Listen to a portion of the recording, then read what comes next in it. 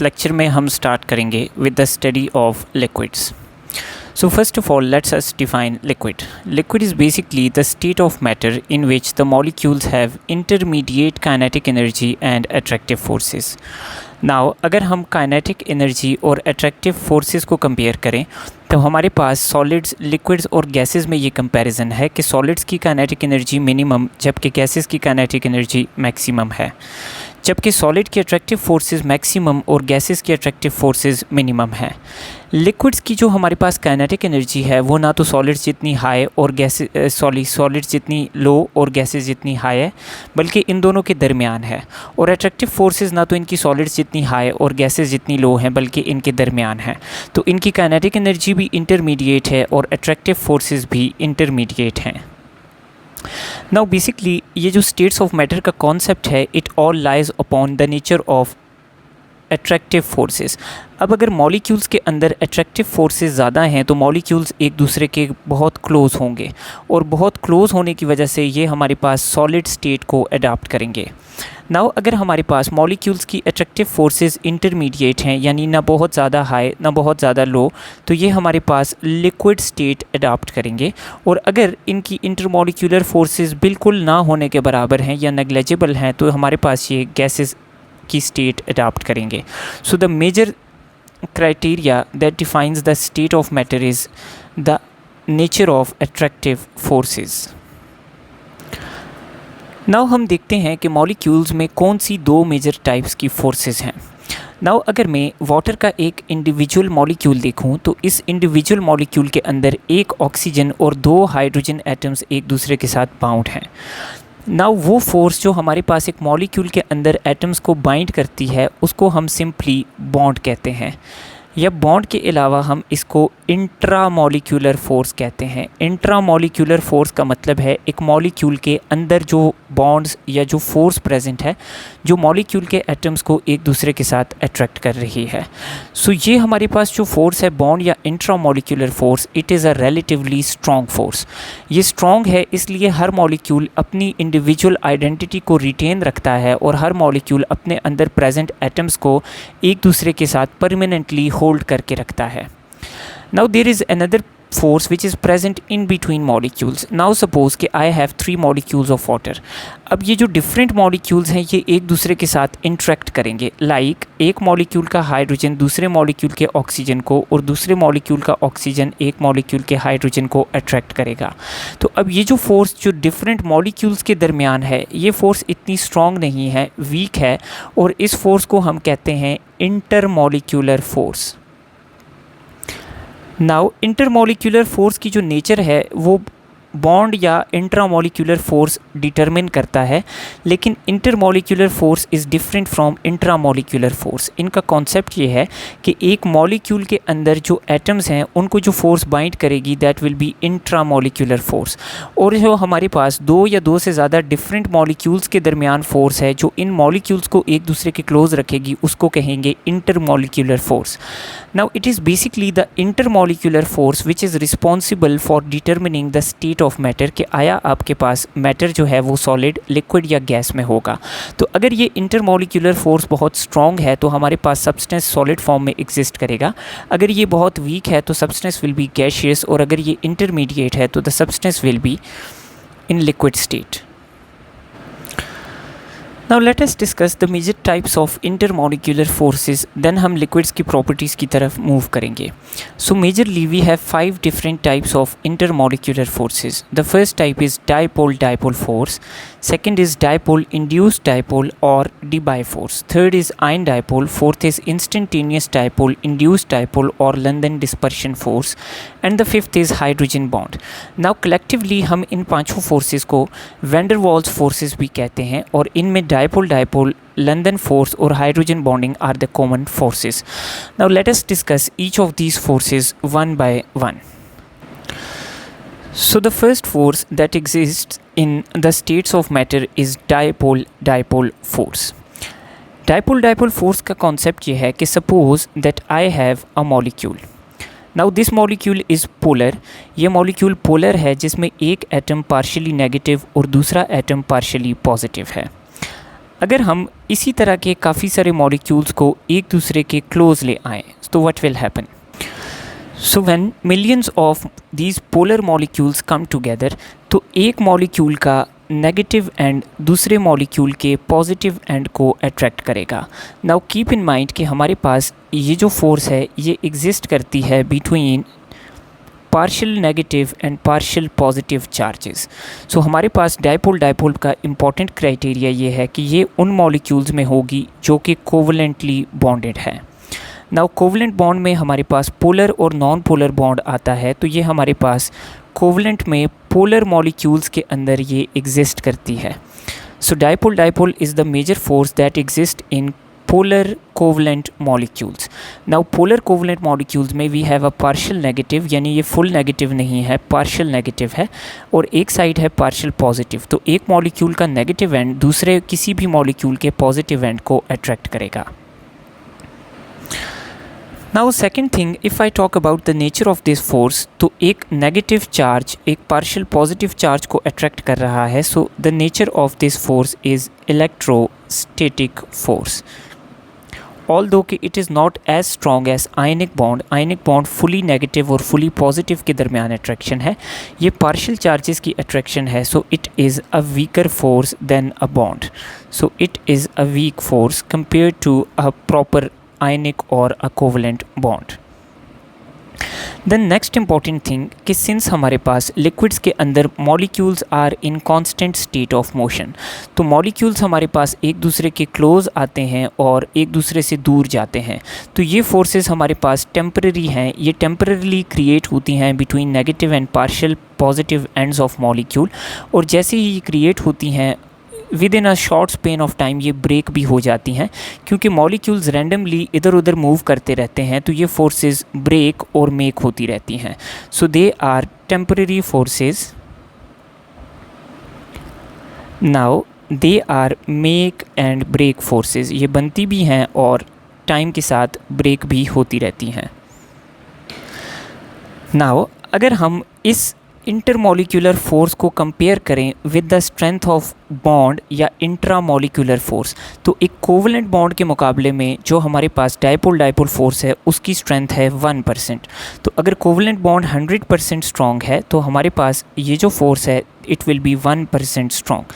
So its strength is 1% of covalent bond. Now this force exists between polar molecules, so we can say कि हमें ये HCl, aldehydes,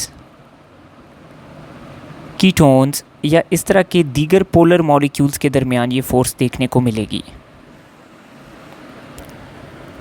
Now the second intermolecular force of attraction that we have is dipole induced dipole, या इसको हम commonly डीबाय force भी कहते हैं after the scientist Peter Debye. नाउ इसका कॉन्सेप्ट ये है कि सपोज़ मेरे पास एक मॉलिक्यूल है जो कि पोलर है, जिसका एक एंड पार्शियल नेगेटिव और एक एंड पार्शियल पॉजिटिव है। अब इस मॉलिक्यूल की कन्फिग्रेशन ऐसी है कि इसमें एक तरफ इलेक्ट्रॉन डेंसिटी पुअर जबकि दूसरी तरफ इलेक्ट्रॉन डेंसिटी ज़्यादा कॉन्सेंट्रेटेड है।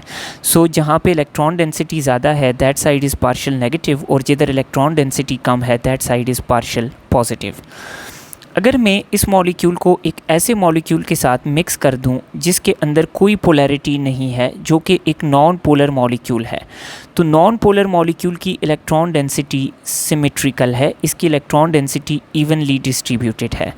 Now this is a polar molecule and this is a non polar molecule.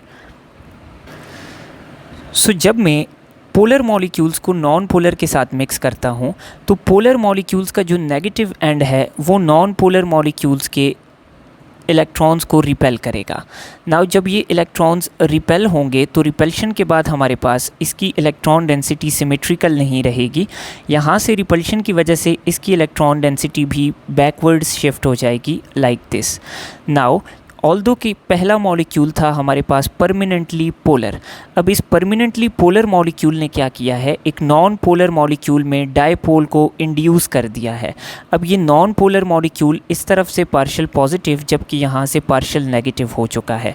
So this force exist between permanently polar, यानी वो मॉलिक्यूल जिसमें परमानेंट डायपोल है, और ऐसा मॉलिक्यूल जो कि नॉन पोलर है, जिसके अंदर पोलर मॉलिक्यूल क्या करता है, डायपोल को इंड्यूस करता है। सो ऐसे मॉलिक्यूल्स में ये फोर्स एग्जिस्ट करती है, इसको हम कहते हैं dipole induced dipole force. Now what will happen, polar molecule का जो नेगेटिव एंड था वो क्या करेगा, इंड्यूस्ड मॉलिक्यूल के पॉजिटिव एंड को अपनी तरफ अट्रैक्ट करेगा और यूं इनके दरमियान फोर्स ऑफ अट्रैक्शन क्रिएट होगी, जिसको हम कहेंगे dipole induced dipole force. Now this is the force that exist in a mixture of polar and non polar molecules.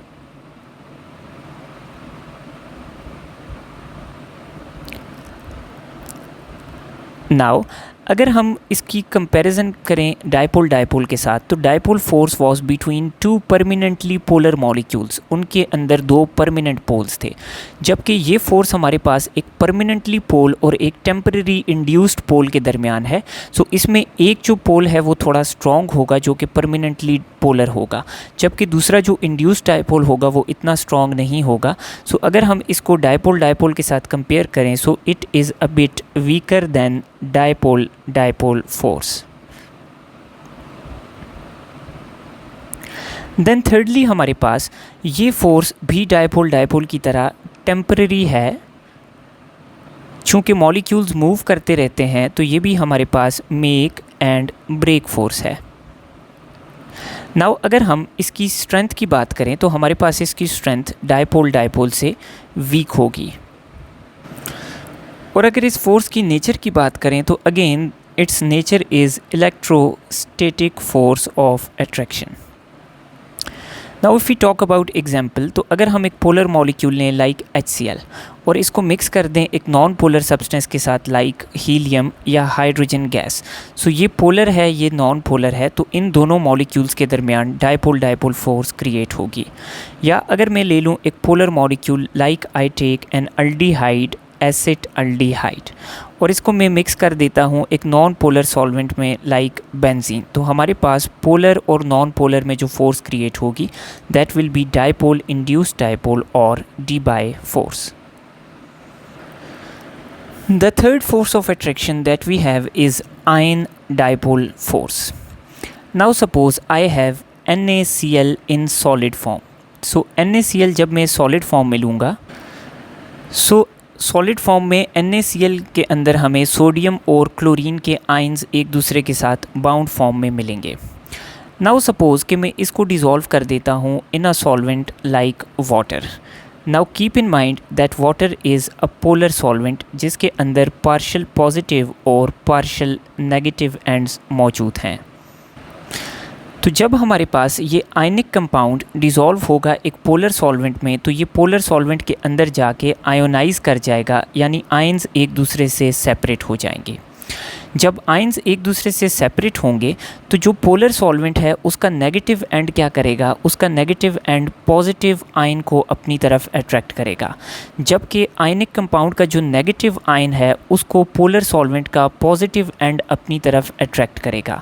तो अब हमारे पास यूँ एक फोर्स क्रिएट होगी which will be between ion and the oppositely charged end of the polar compound. So ये हमारे attraction attraction है between ion and dipole of a polar compound. So इस फोर्स को हम कहते हैं आयन डायपोल फोर्स।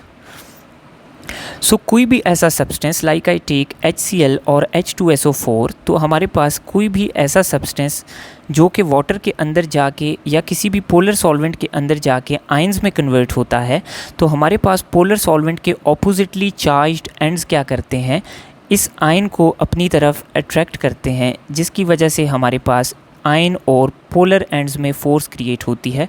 इसको हम कहते हैं ion dipole force. Now the ion dipole force exist between ion and polar compound. Now हमारे पास पोलर सॉल्वेंट के अंदर आयनिक कंपाउंड्स भी आयोनाइज करते हैं और कुछ कोवलेंट कंपाउंड्स भी आयोनाइज करते हैं। So it can be present in both ionic and covalent compounds. Now वो कोवलेंट कंपाउंड्स जो आयोनाइज करेंगे उनकी नेचर यूजुअली हाईली पोलर होती है। Then third important thing about this is that it is electrostatic force because it is present between charges. Then next, अगर हम इसको dipole dipole के साथ कंपेयर करें तो डायपोल डायपोल फोर्स में हमारे पास दो डायपोल्स इन्वॉल्व थे, जबकि इसके अंदर एक परमानेंट चार्ज पॉजिटिव या नेगेटिव और एक डायपोल इन्वॉल्व है। तो इसमें एक परमानेंट चार्ज और एक डायपोल इन्वॉल्व है, so therefore this force is stronger than dipole dipole force.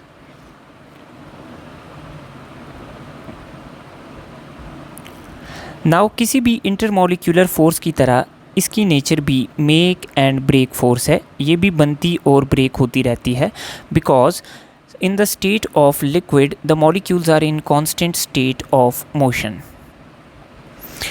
And then if I talk about example, so if I dissolve HCl in water, so this is the force, or if I dissolve any acid in water we will get ion dipole force, or if I dissolve any ionic substance in a polar solvent like water, again this will be the major force.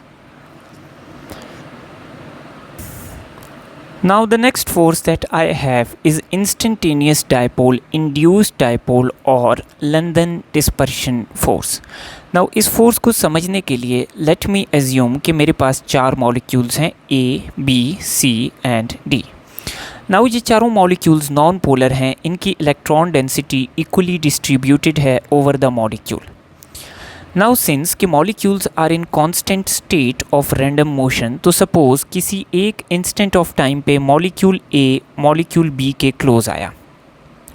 जब molecule A molecule B के close आता है तो suppose ए का nucleus जो कि positively charged है, इस ए का न्यूक्लियस क्या करेगा, बी के इलेक्ट्रॉन्स को अपनी तरफ अट्रैक्ट करेगा.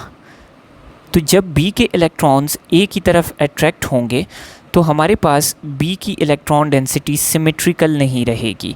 चूँकि ए का न्यूक्लियस बी मॉलिक्यूल के इलेक्ट्रॉन्स को अपनी तरफ अट्रैक्ट कर रहा है, तो बी के इलेक्ट्रॉन्स अट्रैक्ट होके ए के ज़्यादा करीब आ जाएंगे. तो अब यूँ मॉलिक्यूल बी में एक साइड पार्शियल पॉजिटिव और एक साइड पार्शियल नेगेटिव हो जाएगी. नाउ ये जो बी मॉलिक्यूल है इसका पार्शियल पॉजिटिव और पार्शियल नेगेटिव एंड क्या करेगा, ये ए मॉलिक्यूल के अंदर जो इलेक्ट्रॉन्स हैं उनको क्या करेगा, रिपेल करेगा फ्रंट साइड से.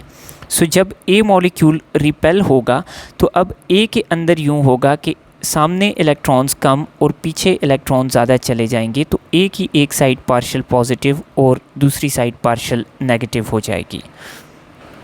सो नाउ किसी एक इंस्टेंट ऑफ टाइम पे दो मॉलिक्यूल्स एक दूसरे के क्लोज आए और इन दोनों ने एक दूसरे को अट्रैक्ट किया, जिसकी वजह से इनके अंदर डायपोल्स क्रिएट हो गए. नाउ ये डायपोल्स एक दूसरे को अट्रैक्ट करेंगे और इस डायपोल को हम कहेंगे इंस्टेंटेनियस डायपोल. नाउ चूँकि ये डायपोल हमारे पास क्रिएट हुआ है by molecules coming together at any instant of time, तो इसको हम कहेंगे इंस्टेंटेनियस डायपोल. नाउ चूँकि ए और बी अब पोलराइज हो गए हैं तो what will happen with C and D. अब चूँकि ए की ये साइड पार्शियल नेगेटिव है, सो इधर इलेक्ट्रॉन ज़्यादा हैं, तो ये इलेक्ट्रॉन्स क्या करेंगे, मॉलिक्यूल सी के इलेक्ट्रॉन्स को अपनी तरफ से रिपेल करेंगे. जब मॉलिक्यूल सी के इलेक्ट्रॉन्स रिपेल होंगे तो हमारे पास इलेक्ट्रॉन्स के सामने वाली जो साइड है वो हमारे पास कम हो जाएगी और इलेक्ट्रॉन डेंसिटी इसकी बैकवर्ड्स रिपेल हो जाएगी, जिसके रिज़ल्ट में फ्रंट साइड पार्शियल पॉजिटिव और बैक साइड पार्शियल नेगेटिव होगी. इसी तरह मॉलिक्यूल बी की ये साइड पॉजिटिव है, ये क्या करेगी, मॉलिक्यूल डी के इलेक्ट्रॉन्स को अपनी तरफ अट्रैक्ट करेगी क्योंकि ये साइड पार्शियल पॉजिटिव है. तो अब डी के अंदर भी इलेक्ट्रॉन डेंसिटी सिमेट्रिकल नहीं रहेगी, अब इसके इलेक्ट्रॉन्स बी की तरफ यूँ अट्रैक्ट हो जाएंगे, तो इसकी एक साइड पार्शियल पॉजिटिव और पार्शियल नेगेटिव हो जाएगी. अब मॉलिक्यूल ए क्या करेगा, मॉलिक्यूल सी को अट्रैक्ट करेगा और मॉलिक्यूल बी क्या करेगा, मॉलिक्यूल डी को अट्रैक्ट करेगा. नाउ बेसिकली हुआ क्या कि एक इंस्टेंट ऑफ टाइम पे मॉलिक्यूल्स ए और बी क्लोज आए, इन दोनों के दरमियान इंस्टेंटेनियस डायपोल क्रिएट हुआ. अब इनके दरमियान जो इंस्टेंटेनियस डायपोल क्रिएट हुआ उसकी वजह से क्या हुआ कि इन्होंने अपने साथ साथ जो मॉलिक्यूल्स पड़े थे उनके अंदर एक और डायपोल क्रिएट किया या इंड्यूस किया, तो इस डायपोल को हम कहेंगे induced dipole. So A B में इंस्टेंटेनियस डायपोल क्रिएट हुआ और इन्होंने आगे से सी और डी में डायपोल को इंड्यूस किया। सो इस फोर्स को हम कहेंगे instantaneous dipole induced dipole force. Now let's looking at the characteristic of this London dispersion force. तो सबसे पहली इनकी कैरेक्टरिस्टिक है कि हमारे पास ये पोलर और नॉन पोलर मॉलिक्यूल्स दोनों में एग्जिस्ट करती है। सो ये हमारे पास पोलर कोवलेंट और नॉन पोलर कोवलेंट दोनों में एग्जिस्ट करेगी। लेकिन यहाँ पे एक इम्पॉर्टेंट बात कि ऑल्दो पोलर में ये एग्जिस्ट करती है, लेकिन पोलर मॉलिक्यूल्स में already dipole dipole force present होती है। तो जब उनमें already dipole dipole force present है तो उन मॉलिक्यूल्स में हम इस फोर्स को ज़्यादा इम्पॉर्टेंस नहीं देते। सो हम इसको मेजरली कंसिडर करते हैं फॉर नॉन पोलर मॉलिक्यूल्स, क्योंकि नॉन पोलर मॉलिक्यूल्स में हमारे पास और कोई भी फोर्स ऑफ अट्रैक्शन प्रेजेंट नहीं होती एक्सेप्ट लंदन डिस्पर्शन फोर्स। सो हम इसको नॉन पोलर में ज़्यादा कंसिडर करते हैं। देन अगर हम इसकी स्ट्रेंथ की बात करें, सो वी नो कि हमारे पास ये इंस्टेंटेनियस डायपोल और इंड्यूस्ड डायपोल फोर्स है, जो कि हमारे पास परमानेंट पोल्स नहीं है। दोनों जगहों पे हमारे पास डायपोल्स क्रिएट किए गए हैं by the motion of molecules. So this is a very weak force. Now keep in mind कि ये हमारे पास वैसे तो वीक फोर्स है, लेकिन हमारे पास अगर मॉलिक्यूल्स का साइज़ बहुत ज़्यादा इंक्रीज़ कर जाए तो इस फोर्स का मैग्नीट्यूड भी बहुत इंक्रीज़ कर जाता है। और इवन ये मैग्नीट्यूड इतना इंक्रीज़ कर जाता है कि ये डायपोल डायपोल से भी ज़्यादा स्ट्रॉन्ग फोर्स बन जाती है। Then next, like any intermolecular force, its nature is make and break force. Then next, if I talk about the nature of this force, so it is electrostatic force because it is present between charges. और अगर मैं इसकी examples की बात करूं तो ये non polar molecules like हमें अल्केन्स देखने को मिल जाती हैं, लाइक हमें अल्कीन्स देखने को मिल जाती हैं, लाइक हमें अल्काइंस देखने को मिल जाती हैं। यानी वो नॉन पोलर मॉलिक्यूल्स जो हमें देखने को मिलते हैं, उन मॉलिक्यूल्स में हमें मेजरली लंदन डिस्पर्शन फोर्स देखने को मिलती है। Now there are two major factors that affect the magnitude of this force, and the first factor that affects the magnitude of this force is size. Now suppose मेरे पास दो छोटे molecules एक दूसरे के क्लोज़ आए हैं और इसके कंपैरिजन में दो बड़े मॉलिक्यूल्स एक दूसरे के क्लोज़ आए हैं। नाउ अगर मैं छोटे मॉलिक्यूल्स को देखूं तो इनकी इलेक्ट्रॉन डेंसिटी लेस स्प्रेड है, तो ये एक दूसरे को इतना ज़्यादा सिग्निफिकेंटली रिपेल नहीं करेगी या अट्रैक्ट नहीं करेगी। सो इसके अंदर डायपोल जो इंस्टेंटेनियसली या इंड्यूस होगा वो इतना स्ट्रॉन्ग नहीं होगा। जबकि बड़े मॉलिक्यूल्स की जो इलेक्ट्रॉन डेंसिटी है it is very much spread. So इनके दरमियान अट्रैक्शन या रिपल्शन की वजह से जो फोर्स क्रिएट होगी वो ज़्यादा होगी, उसका मैग्नीट्यूड ज़्यादा होगा, क्योंकि इनके इलेक्ट्रॉन क्लाउड्स बड़े हैं, इनको डिस्टर्ब करना या पोलराइज करना आसान है। सो हमारे पास the greater the size of molecule the greater is the strength of London force. इसकी कॉमन एग्जांपल हम लेते हैं अल्केन से। Suppose I have the smaller alkane methane, then larger alkane ethane, then even larger alkane propane and even larger alkane butane. So जैसे जैसे size increase होगा तो London dispersion force का मैग्नीट्यूड इंक्रीज़ होगा।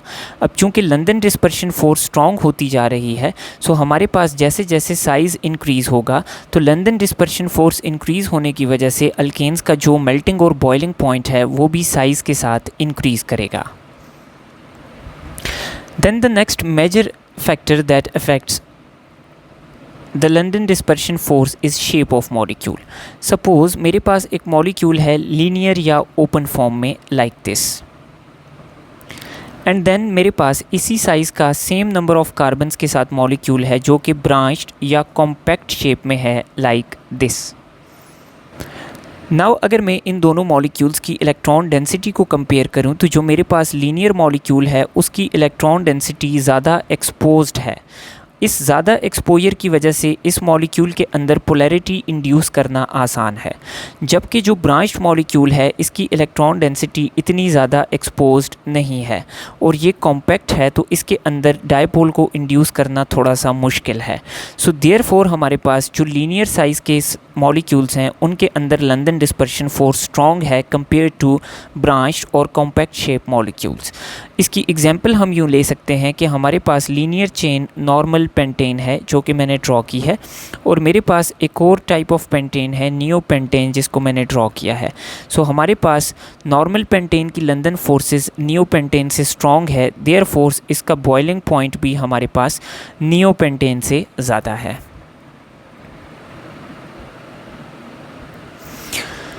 Now, the last force of attraction that we have between molecules is hydrogen bond. Now, hydrogen bond कौन सी force है? So, suppose that I have a molecule of water. So, water के molecule में मेरे पास एक atom है oxygen जो कि highly electronegative है, इसकी इलेक्ट्रोनेगेटिविटी काफ़ी ज़्यादा है। सो जब हमारे पास इस मॉलिक्यूल्स में पोल बनेंगे तो इस पोल में ऑक्सीजन का जो पोल है although it will not be fully negative but it will be highly partial negative, और ये क्या करेगा ऑक्सीजन, ये हाइड्रोजन को हाईली पार्शियल पॉजिटिव बना देगा। अब जब हमारे पास दो मॉलिक्यूल्स ऑफ वाटर एक दूसरे के पास आएंगे तो what will happen? So when two molecules of water will come close to each other, इसका एक एंड जो है that is highly partial negative और दूसरा एंड हाईली पार्शियल पॉजिटिव है। तो अब जो हाईली इलेक्ट्रोनेगेटिव एटम है वो हाइड्रोजन को अपनी तरफ स्ट्रांगली अट्रैक्ट करेगा लाइक दिस। सो यूँ एक हाई इलेक्ट्रोनेगेटिव एलिमेंट और हाइड्रोजन के दरमियान जो फोर्स क्रिएट होगी इसको हम कहते हैं हाइड्रोजन बॉन्ड। नाउ ऑल्दो कि ये फोर्स पार्शियल नेगेटिव और पार्शियल पॉजिटिव चार्जेस के दरमियान है जस्ट लाइक डायपोल फोर्स, तो हम इसको हाइड्रोजन बॉन्ड क्यों कहते हैं? सो इसको हाइड्रोजन बॉन्ड दो वजह से कहा जाता है। एक तो स्पेसिफिकली हाइड्रोजन बॉन्डिंग के अंदर जो पॉजिटिव एंड होगा वो हमेशा हाइड्रोजन होगा, और सेकेंडली इस फोर्स के अंदर एक इम्पॉर्टेंट कैरेक्टरिस्टिक ये है कि हमारे पास जो पार्शियल नेगेटिव एलिमेंट है, इलेक्ट्रॉन पेयर जो है जो कि शेयर्ड है between hydrogen and the negative element, वो इतना नेगेटिव एलिमेंट के करीब आ जाता है कि हाइड्रोजन को ये बहुत ज़्यादा पॉजिटिव कर देता है। अब होता यूँ है कि जब एक मॉलिक्यूल का नेगेटिव एंड दूसरे मॉलिक्यूल के पॉजिटिव एंड के करीब आता है तो हमारे पास नेगेटिव एंड इतना नेगेटिव हो चुका होता है कि शेयर्ड पेयर ऑफ इलेक्ट्रॉन का ऑलमोस्ट इसी के पास कंट्रोल होता है, और हमारे पास हाइड्रोजन बहुत इलेक्ट्रोपॉजिटिव हो जाता है। तो कभी कभी हमारे पास जो नेगेटिव एंड ऑफ मॉलिक्यूल है ये हाइड्रोजन के साथ कोऑर्डिनेट कोवलेंट बॉन्ड भी बना जाता है जो कि एक टेम्पररी कोऑर्डिनेट कोवलेंट बॉन्ड है। तो इसलिए हम इसके नाम में हाइड्रोजन बॉन्डिंग का लफ्ज़ यूज़ करते हैं। नाउ कीप इन माइंड कि हाइड्रोजन बॉन्डिंग की जो इम्पॉर्टेंट रिक्वायरमेंट है that is we must have highly electropositive hydrogen. So इसकी फ़र्स्ट रिक्वायरमेंट है कि हमें एक हाईली इलेक्ट्रोपॉजिटिव हाइड्रोजन रिक्वायर्ड है, और सेकंड हमारे पास रिक्वायरमेंट है कि हमें एक हाईली इलेक्ट्रोनेगेटिव एटम रिक्वायर्ड है जो कि हमारे पास ऑक्सीजन, फ्लोरीन या नाइट्रोजन में से कोई भी एक एटम हो सकता है। सो हमारे पास जब ये रिक्वायरमेंट पूरी हो जाती है तो हमारे पास मॉलिक्यूल्स हाइड्रोजन बॉन्डिंग शो करते हैं। लाइक इफ़ आई टॉक कि मेरे पास हाइड्रोजन फ्लोरीन के साथ डायरेक्टली बॉन्डेड है, तो अब हमारे पास फ्लोरीन पार्शियली नेगेटिव और हाइड्रोजन पार्शियल पॉजिटिव है, तो इनके दरमियान हाइड्रोजन बॉन्डिंग एग्जिस्ट करेगी। या if I talk about ammonia, तो अमोनिया के अंदर हमारे पास nitrogen is highly electronegative element, तो नाइट्रोजन का एक एटम दूसरे मॉलिक्यूल ऑफ अमोनिया के हाइड्रोजन को अट्रैक्ट करेगा थ्रू हाइड्रोजन बॉन्डिंग।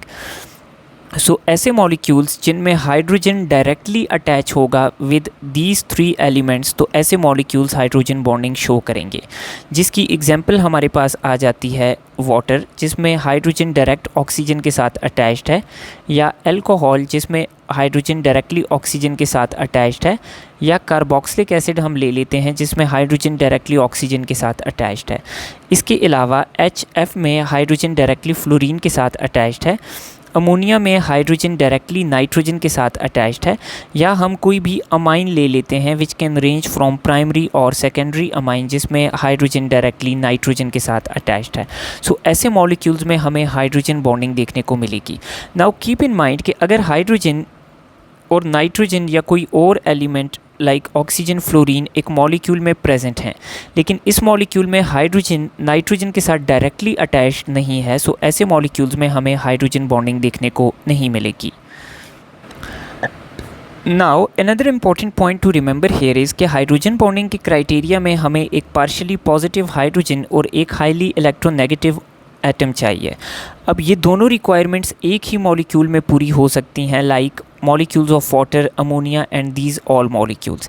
इन सब मॉलिक्यूल्स में दोनों रिक्वायरमेंट एक ही मॉलिक्यूल पूरी कर रहा है, लेकिन कभी कभी ऐसा होता है कि हमारे पास मिक्सचर ऑफ मॉलिक्यूल्स भी ये रिक्वायरमेंट पूरी करते हैं, जिसकी सबसे बड़ी एग्जांपल है एसीटोन और क्लोरोफॉर्म का मिक्सचर। फॉर एग्जांपल मैं एसीटोन के मॉलिक्यूल की बात करता हूँ, तो एसीटोन के मॉलिक्यूल के अंदर मेरे पास कोई पार्शियली पॉजिटिव हाइड्रोजन मौजूद नहीं है, ऑल्दो कि ये हाइड्रोजन्स प्रेजेंट हैं लेकिन ये इतने पॉजिटिव नहीं है। लेकिन एसीटोन के मॉलिक्यूल में मेरे पास हाईली इलेक्ट्रोनेगेटिव ऑक्सीजन यानी एटम यानी ऑक्सीजन मौजूद है। अब अगर इस एसीटोन के मॉलिक्यूल को मैं किसी ऐसे मॉलिक्यूल के साथ मिक्स करूं जिसके अंदर पार्शियली पॉजिटिव हाइड्रोजन मौजूद हो, लाइक क्लोरोफॉर्म, तो क्लोरोफॉर्म में बेसिकली होता ये है कि 3 क्लोरीन के मॉलिक्यूल्स प्रेजेंट हैं जो कि इलेक्ट्रॉन्स को अपनी तरफ पुल करते हैं, तो इनके पुल की वजह से क्लोरोफॉर्म का हाइड्रोजन काफ़ी पॉजिटिव हो जाता है। तो अब ये 2 डिफरेंट मॉलिक्यूल्स हैं, लेकिन जब हम इनको मिक्स करेंगे तो हाइड्रोजन बॉन्डिंग की दोनों रिक्वायरमेंट्स पूरी हो जाएंगी। इलेक्ट्रोनेगेटिव एलिमेंट लेके आता है एसीटोन और इलेक्ट्रोपॉजिटिव हाइड्रोजन को लेके आता है chloroform.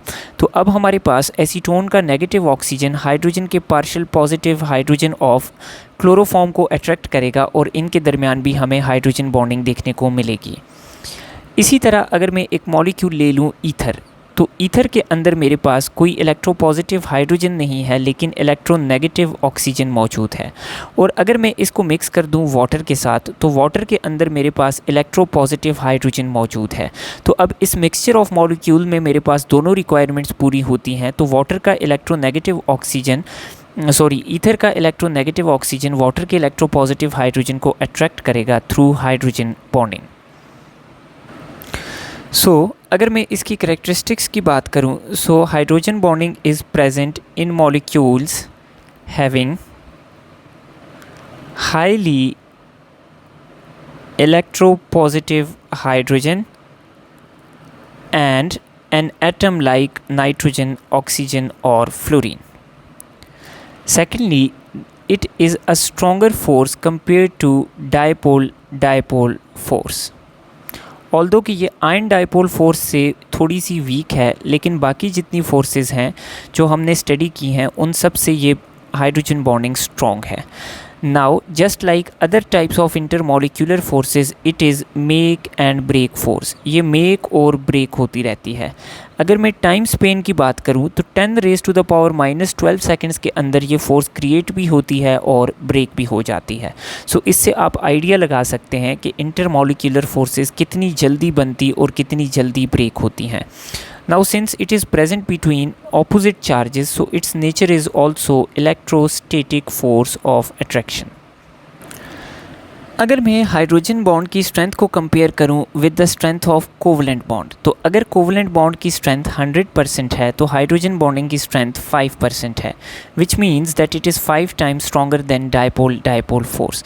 So its strength is 1/20th or 5% of covalent bond.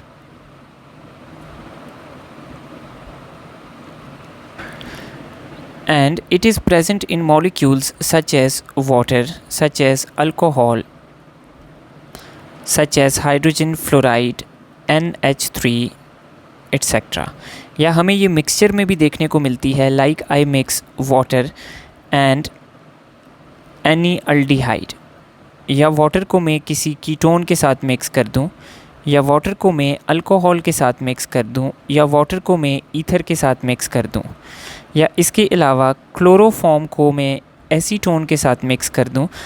ऐसे मिक्सचर्स में भी हमारे पास हाइड्रोजन बॉन्डिंग हमें देखने को मिलेगी। नाउ हाइड्रोजन बॉन्डिंग की स्ट्रेंथ इन डिफरेंट मॉलिक्यूल्स को मैं कंपेयर करने के लिए दो मॉलिक्यूल्स लेता हूँ HF and H2O। So HF के अंदर जो हमारे पास मॉलिक्यूल्स हैं इनके अंदर हाइड्रोजन बॉन्डिंग एग्जिस्ट करती है in a zigzag manner like this. और अगर मैं H2O की बात करूँ सो H2O में हाइड्रोजन बॉन्डिंग एग्जिस्ट करती है in a tetrahedral form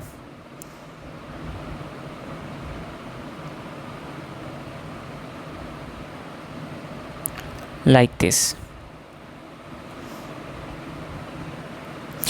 now इन दोनों मॉलिक्यूल्स में हाइड्रोजन बॉन्डिंग का बड़ा इम्पॉर्टेंट इम्पैक्ट है। सबसे पहले हम इन दोनों के अंदर हाइड्रोजन बॉन्ड की स्ट्रेंथ को कंपेयर करेंगे। सो फ्लोरीन की इलेक्ट्रोनेगेटिविटी है 4.0, हाइड्रोजन की इलेक्ट्रोनेगेटिविटी है 2.1, जबकि ऑक्सीजन की इलेक्ट्रोनेगेटिविटी है 3.5 और हाइड्रोजन की इलेक्ट्रोनेगेटिविटी है 2.1। Now since fluorine is more electronegative than oxygen, तो इसका मतलब है कि फ्लोरीन जो है ये ज़्यादा स्ट्रॉन्ग हाइड्रोजन बॉन्ड बनाएगा कंपेयर टू ऑक्सीजन। लेकिन यहाँ पे एक मसला है, हमारे पास वाटर का बॉइलिंग पॉइंट HF से ज़्यादा है। उसकी वजह ये है कि हमारे पास अगर वाटर में पर मॉलिक्यूल देखें तो पर मॉलिक्यूल वाटर के अंदर 2 हाइड्रोजन बॉन्ड्स बने हैं, जबकि अगर हम HF में पर मॉलिक्यूल देखें तो HF में हमें पर मॉलिक्यूल 1 हाइड्रोजन बॉन्ड देखने को मिलता है। सो पर molecule number of hydrogen bonds is less in HF but more in water. लेकिन अगर सिंगल हाइड्रोजन बॉन्ड की बात करें तो ये HF का ज़्यादा स्ट्रॉन्ग है, लेकिन चूंकि वाटर में number of hydrogen bonds is more, therefore water का मेल्टिंग पॉइंट या बॉइलिंग पॉइंट HF से ज़्यादा होगा। देन सेकेंडली अगर हम पर मॉलिक्यूल बात करें तो per molecule HF forms 1 hydrogen bond and water forms 2 hydrogen bond. लेकिन अगर हम एक मॉलिक्यूल की हाइड्रोजन बॉन्डिंग की कैपेसिटी को देखें तो एक मॉलिक्यूल हमारे पास 2 हाइड्रोजन बॉन्ड्स बना सकता है HF के अंदर, और वाटर का एक मॉलिक्यूल हमारे पास 4 हाइड्रोजन बॉन्ड्स बना सकता है। So maximum water can form 4 hydrogen bonds, HF can form 2 hydrogen bonds. लेकिन अगर हम पर मॉलिक्यूल देखें तो per molecule HF forms 1 bond and water forms 2 bond. सो अगर आपसे क्वेश्चन ये आए कि मैक्सिमम एबिलिटी क्या है वाटर की हाइड्रोजन बॉन्ड फॉर्म करने की, यानी how many hydrogen bonds a molecule of water can form, so it is can form 4 bonds. और अगर आपसे पूछें how many hydrogen bonds are present in per molecule of water, so it will be 2 bonds. Now hydrogen bonding HF के अंदर एक और चीज़ को बड़ा इंपॉर्टेंटली अफेक्ट करती है। सपोज़ मैं HF को कंपेयर करता हूँ HCl के साथ। Now HF is also an acid and HCl is also an acid. So इनकी एसिडिटी किस चीज़ पे डिपेंड करती है कि कितना आसानी से H जो है वो ब्रेक होकर H+ की फॉर्म में बाहर आता है। सो अगर मैं HCl में देखूँ तो HCl में जो फोर्स है वो है डायपोल डायपोल। सो ये फोर्स हाइड्रोजन को इतना स्ट्रांगली बाइंड नहीं करती, इसलिए हाइड्रोजन आसानी से बाहर आ जाता है। जबकि अगर मैं HF को देखूं तो HF का जो हाइड्रोजन है ये ट्रैप है बिटवीन 2 फ्लोरीन मॉलिक्यूल्स। सो ये 2 इलेक्ट्रोनेगेटिव एटम्स के दरमियान ट्रैप्ड है और इसका बाहर आना इतना आसान नहीं है। सो इसलिए हमारे पास HF is a weaker acid compare to HCl। Now let's look at the important applications of hydrogen bonding. So first application is the melting and boiling point of hydrides. So हम group 4, 5, 6 और 7 के hydrides को compare करते हैं. Hydrides are the compounds that contain hydrogen and one another element. So group 4 की hydrides में CH4, SiH4, GeH4 और SnH4 शामिल हैं और ये चारों compounds almost non-polar हैं.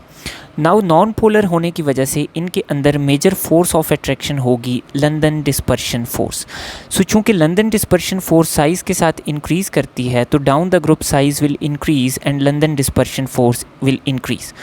सो इनके मेल्टिंग बॉइलिंग पॉइंट का ट्रेंड ये है कि CH4 का साइज़ सबसे छोटा है, इसकी मेल्टिंग बॉइलिंग पॉइंट सबसे कम, followed by SiH4, followed by GeH4, followed by SnH4। So size के साथ ग्रुप 4 की हाइड्राइड्स का मेल्टिंग पॉइंट इंक्रीज़ करेगा। नाउ ग्रुप 5, ग्रुप 6 और ग्रुप 7 में एक इशू है। इसमें इशू ये है कि इसके पहले जो मेंबर्स हैं तीनों ग्रुप्स के, इन तीनों हाइड्राइड्स के अंदर हाइड्रोजन बॉन्डिंग प्रेजेंट है। सो NH3 में भी हाइड्रोजन बॉन्डिंग है, H2O में भी और HF में भी। अब इसकी वजह से ट्रेंड ये बनता है कि ग्रुप 5 में फर्स्ट मेंबर में हाइड्रोजन बॉन्डिंग है, so first member will have maximum melting and boiling point due to presence of hydrogen bonding. Then second member की मेल्टिंग बॉइलिंग पॉइंट कम होगा, और देन इधर से नीचे चूँकि साइज़ इंक्रीज़ कर रहा है, सो ये हमारे पास सेकंड मेंबर के बाद again melting boiling point increase करेगा इन दिस ऑर्डर। इसी तरह ग्रुप 6 में भी वाटर के अंदर हाइड्रोजन बॉन्डिंग है, so it will have maximum melting and boiling point. Second member H2S का कम होगा, देन H2TE, देन H2PO। इसी तरह ग्रुप 7 में भी HF will have highest melting and boiling points, then we will have HCl, HBr and HI। So यूँ हमारे पास group 5, 6 और 7 की हाइड्राइड्स में जो फर्स्ट मेंबर हैं they have highest melting and boiling point due to the presence of hydrogen bonding in them. The next important property that hydrogen bonding imports to molecules is solubility. Now हमारे पास वो molecules जो एक दूसरे के साथ hydrogen bonding form कर सकते हैं, they are soluble in each other. Like I take water के साथ में ऐसा molecule लेता हूँ which can form hydrogen bond. So अगर मैं वाटर को किसी अल्डिहाइड या कीटोन के साथ मिक्स करूँ तो अल्डिहाइड कीटोन का ऑक्सीजन वाटर के हाइड्रोजन के साथ हाइड्रोजन बॉन्डिंग कर सकता है, so these two substances are soluble in each other. So यूँ वो मॉलिक्यूल्स जो एक दूसरे के साथ हाइड्रोजन बॉन्डिंग बना सकते हैं, अगर उनके साइजेस कंपैटिबल हैं तो they will be soluble in each other.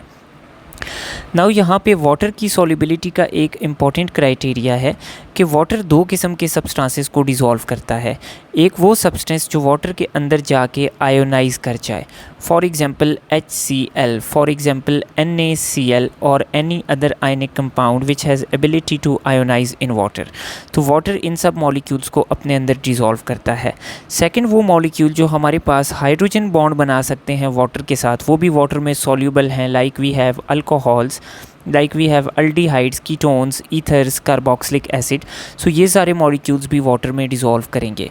Now keep in mind कि ऑल्दो कि वाटर एक पोलर सॉल्वेंट है, लेकिन ऐसा मॉलिक्यूल जो कि ख़ुद पोलर है लेकिन वाटर के साथ ना तो आयोनाइज कर सकता है ना हाइड्रोजन बॉन्ड बना सकता है, ऐसा मॉलिक्यूल वाटर में सॉल्युबल नहीं होगा, बेशक वो जितना भी पोलर हो। Like I take example of an alkyl halide. Alkyl halide has partial negative and partial positive ends. ये पोलर मॉलिक्यूल है, लेकिन ये वाटर के अंदर ना तो आयोनाइज कर सकता है ना वाटर के साथ हाइड्रोजन बॉन्ड बना सकता है, इसलिए ये दोनों सब्सटेंसेस एक दूसरे में सॉल्युबल नहीं होंगे। Then next and a very important application of hydrogen bonding is structure of ice, which is basically responsible for existence of life. Now suppose कि मेरे पास वाटर के मॉलिक्यूल्स हैं लिक्विड स्टेट में, तो लिक्विड स्टेट में हमारे पास इंपॉर्टेंट कैरेक्टरिस्टिक वाटर की ये है कि molecules are movable. So liquid state में वाटर्स के मॉलिक्यूल्स मूवेबल हैं, तो ये आसानी से एक दूसरे के अंदर हाइड्रोजन बॉन्डिंग की वजह से एक दूसरे के अंदर पेनिट्रेट कर सकते हैं, बहुत आसानी से ये एक दूसरे के अंदर घुस जाते हैं और एक दूसरे के साथ क्लिंग कर जाते हैं। नाउ इस क्लिंगिंग की वजह से हमारे पास लिक्विड स्टेट में वाटर के मॉलिक्यूल्स एक तो मूवेबल भी हैं और दूसरा ये एक दूसरे के साथ हाइड्रोजन बॉन्ड भी बनाते हैं। तो लिक्विड स्टेट में वाटर के मॉलिक्यूल्स एक दूसरे के क्लोज आ जाते हैं, like I draw like this. So इस वजह से वाटर की जो लिक्विड स्टेट है उसके अंदर मॉलिक्यूल्स एक दूसरे के काफ़ी क्लोज हैं। नाउ ये मैंने बनाए हैं 8 मॉलिक्यूल्स। अब इन्हीं 8 मॉलिक्यूल्स को अगर मैं वाटर की सॉलिड फॉर्म में बनाऊं, तो सॉलिड फॉर्म में मॉलिक्यूल्स चूँकि एक स्पेसिफिक ज्योमेट्री अडॉप्ट करते हैं, तो ऑल्दो कि सॉलिड फॉर्म में भी वाटर के अंदर हाइड्रोजन बॉन्डिंग होगी, लेकिन सॉलिड फॉर्म में मॉलिक्यूल्स का जो मोशन है वो रिस्ट्रिक्टेड है, तो मॉलिक्यूल्स की पोजीशन फिक्स्ड होगी, ऑल्दो कि इनके अंदर हाइड्रोजन बॉन्ड होगा। अब लिक्विड में मसला ये है कि लिक्विड में वाटर के मॉलिक्यूल्स एक दूसरे के बिल्कुल क्लोज आ जाते हैं, क्योंकि ये मूव कर सकते हैं और इस मूवमेंट की वजह से इनके जो स्ट्रक्चर्स हैं ये एक दूसरे के अंदर फिक्स हो जाते हैं और ये मूव करते रहते हैं। तो लिक्विड स्टेट में वाटर के मॉलिक्यूल्स एक दूसरे के ज़्यादा क्लोज हैं। सॉलिड में ऑल्दो कि हाइड्रोजन बॉन्डिंग प्रेजेंट है लेकिन मॉलिक्यूल्स मूवेबल नहीं है, सो इसलिए ये एक दूसरे के अंदर फिक्स नहीं होते। तो अगर मैं सॉलिड और लिक्विड स्टेट की बात करूं, तो लिक्विड स्टेट में same number of molecules come volume occupy करेंगे और सॉलिड स्टेट में सेम नंबर ऑफ़ मॉलिक्यूल्स ज़्यादा वॉल्यूम ऑक्यूपाई करेंगे। अगर मैं डेंसिटी की बात करूं लिक्विड और सॉलिड स्टेट में, तो हमारे पास लिक्विड वाटर की जो डेंसिटी है, due to decreased volume density of liquid water is higher. जबकि मैं बात करूं अगर सॉलिड वाटर यानी आइस की, तो हमारे पास आइस में सेम नंबर ऑफ मॉलिक्यूल ज़्यादा वॉल्यूम ऑक्यूपाई करते हैं, so density is lower in ice. So liquid water की डेंसिटी आइस से ज़्यादा है और आइस की डेंसिटी कम है। अब वाटर की डेंसिटी की अगर मैं बात करूं तो 4 डिग्री सेंटीग्रेड पे water shows its highest density. 4 degree पे मॉलिक्यूल्स एक दूसरे के क्लोजेस्ट होते हैं, so density of water is highest. Now this thing has very important application in the existence of life. Another important thing कि हमारे पास जब लिक्विड वाटर सॉलिड स्टेट में कन्वर्ट होता है तो इसका volume expands by almost 9 times. So ये हमारे पास लिक्विड वाटर जब सॉलिड में कन्वर्ट करता है तो इसका वॉल्यूम एक्सपेंड कर देता है। इसकी एग्जांपल हम यूँ ले लेते हैं कि if we put a bottle that is full of water in freezer, तो जब बॉटल जो है वो फ्रीज़र में रखते हैं हम फुल करके, तो जब हमारे पास लिक्विड वाटर आइस में कन्वर्ट होता है तो आइस का वॉल्यूम ज़्यादा है जिसकी वजह से बॉटल ब्रेक कर जाती है। नाउ इस फिनोमिनन की इम्पॉर्टेंट हमारे पास एप्लीकेशन ये है कि अगर हमारे पास आइस हो और वाटर हो, सो आइस की डेंसिटी लो है और वाटर की डेंसिटी ज़्यादा है, तो आइस हमारे पास वाटर की सरफेस पे फ्लोट करती है। नाउ इसकी इम्पॉर्टेंट एप्लीकेशन ये है कि suppose we have a sea that is full of marine life. अब विंटर सीज़न में ऐसा होता है कि जब टेम्परेचर लो होता है यानी 0 डिग्री के करीब या 0 डिग्री से नीचे जाता है, तो हमारे पास वाटर जो है वो फ्रीज़ करता है। जब वाटर फ्रीज़ करता है तो वाटर की सरफेस लेयर फ्रीज़ हो जाती है और सरफेस लेयर हमारे पास कन्वर्ट हो जाती है इनटू आइस। अब जब सरफेस लेयर आइस में कन्वर्ट हो जाती है तो जो नीचे वाटर पड़ा है, आइस इस नीचे वाली लेयर को लो टेम्परेचर से इंसुलेट करती है और नीचे हमारे पास वाटर जो है वो लिक्विड स्टेट में पड़ा रहता है and therefore marine life is able to exist. अगर सपोज़ कि मेरे पास आइस ज़्यादा डेंस होती वाटर से तो फिर क्या होता? तो अगर आइस मेरे पास वाटर से ज़्यादा डेंस होती तो जब हमारे पास सर्दियों में टेम्परेचर ज़्यादा होता तो सरफेस लेयर पे आइस बन जाती। जब ये आइस बनती तो ये आइस अपनी ज़्यादा डेंसिटी की वजह से नीचे सिंक कर जाती और नीचे चली जाती। तो नीचे जाने की वजह से हमारे पास जो ऊपर लेयर बच जाती वाटर की लाइक दिस, तो अब ये लेयर फ्रीज़ हो जाती और जब ये लेयर फ्रीज़ होती तो ये फिर नीचे जाके बैठ जाती। तो यूँ करते करते सारा वाटर फ्रीज़ हो जाता और marine life could not have existed. So this is very important application.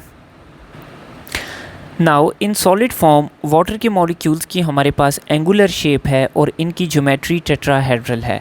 तो जब वाटर का मॉलिक्यूल सॉलिड आइस बनाता है तो हमारे पास जो इसकी लैटिस बनती है that is cubical in shape. So ice की हमारे पास लैटिस की जो शेप है that is cubical. Now next important application of hydrogen bonding is cleaning action of detergents and soaps. Now detergents and soaps की एक important बात है कि detergents और soap के अंदर हमारे पास 2 ends हैं। Like this is one end. अब ये end हमारे पास है non-polar and this end that we have is polar. So polar and water soluble है जबकि नॉन पोलर एंड वाटर में सॉल्युबल नहीं है। अब डिटर्जेंट अपनी क्लींजिंग एक्शन कैसे शो करता है? सो सपोज़ कि हमने वाटर के अंदर एक डिटर्जेंट डाल दिया। अब डिटर्जेंट का जो नॉन पोलर एंड है ये क्या करता है? जो हमारे पास ज़्यादातर डर्ट या ग्रीस है that is organic in nature. So organic substances non polar होते हैं, ये नॉन पोलर सॉल्वेंट में डिज़ोल्व करते हैं। तो डिटर्जेंट का जो नॉन पोलर एंड है ये क्या करता है? ऑर्गेनिक सब्सटेंसेस को डिज़ोल्व करके डिटर्जेंट के मॉलिक्यूल के साथ अटैच कर देता है और अब डिटर्जेंट का जो अपना पोलर एंड है ये वाटर के साथ डिज़ोल्व होता है। सो इसकी वजह से व्हाट हैपन्स कि जो हमारे पास वाटर के मॉलिक्यूल्स हैं ये क्या करते हैं? डिटर्जेंट के पोलर एंड को अपनी तरफ खींचते हैं, जबकि डिटर्जेंट का नॉन पोलर एंड जो है ये क्या करते हैं? डर्ट को अपनी तरफ खींचते हैं। सो यूँ ओवरऑल जो हमारे पास डर्ट है वो डिटर्जेंट की वजह से वाटर के अंदर खींची आ जाती है और ये हमारे पास सेपरेट हो जाती है फ्रॉम द सब्सटेंस, और यूँ हमारे पास cleansing action of detergent is perform. Next and very important application of hydrogen bonding is in the structure of biological molecules. Now बहुत से molecules like proteins, carbohydrates, fats और जितने भी important हमारे पास biological molecules हैं, इनका जो 3D structure है it is maintained by hydrogen bonding. और अगर hydrogen bonding ना हो तो their structure cannot be maintained. For example अगर हम DNA की बात करें तो हमारे पास जो DNA है it exists in the form of 2 strands. Now ये 2 स्ट्रैंड्स की फॉर्म में एग्जिस्ट करता है. नाउ इन 2 स्ट्रैंड्स के दरमियान जो नाइट्रोजनस बेसिस हैं ये एक दूसरे के साथ अटैच्ड हैं थ्रू हाइड्रोजन बॉन्डिंग, और ये हाइड्रोजन बॉन्डिंग इंपॉर्टेंट है in maintaining the 3D coiled structure of DNA. अगर ये हाइड्रोजन बॉन्डिंग प्रेजेंट ना होती तो हमारे पास जो DNA होता वो सिंगल स्ट्रैंडेड फॉर्म में होता और हमारे पास रिप्रोडक्शन पॉसिबल ना होती. इसी तरह काफ़ी सारी प्रोटीन्स का 3 dimensional structure is maintain by hydrogen bonding which is very important for life to exist and function. Then lastly hydrogen bonding is also present in paints and dyes. तो जब हम किसी वॉल के ऊपर कोई पेंट करते हैं तो ये पेंट हमारे पास वॉल के साथ स्टिक करता है due to the property of hydrogen bonding. So अगर हाइड्रोजन बॉन्डिंग प्रेजेंट है तो पेंट ईजीली वॉल के साथ स्टिक करेगा and it will stay stuck to the wall. इसके अलावा जो डाइज़ हैं ये भी हमारे पास फैब्रिक्स और जो डिफरेंट सब्सटेंसेस के साथ ये अटैच किए जाते हैं या जिनको डाई किया जाता है तो ये एक दूसरे के साथ अटैच होते हैं through hydrogen bonding. So this is all about this lecture. Thank you.